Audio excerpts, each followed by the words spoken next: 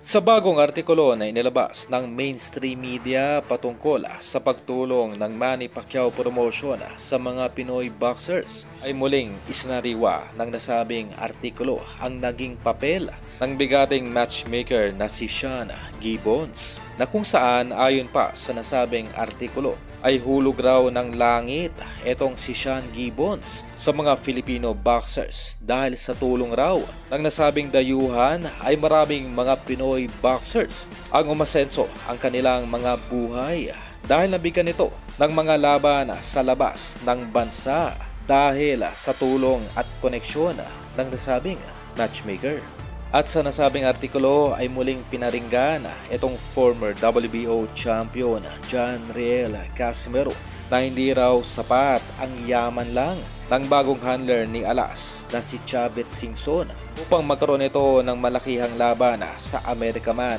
o maging dito sa Pilipinas. Dahil ang Manny Pacquiao promotion lamang raw ang nag-iisang promotion dito sa bansa na may kakayanang makipagnegosasyon sa mga bigating promoters sa iba't ibang bansa para sa mga Pinoy boxers na magkaroon sila ng mga malakihang laban sa Japan, Mexico, UK at maging sa Las Vegas. At isang patunay raw mismo itong si Casimero na nakinabang sa koneksyon ni Sean Gibbons at ni Manny Pacquiao. Sa madaling salita, ang pinapalabas ng nasabing promotion na may malaking utang na loob sa kanila itong si Casimero kung bakit ito naabot ang pagiging 3 Division World Champion.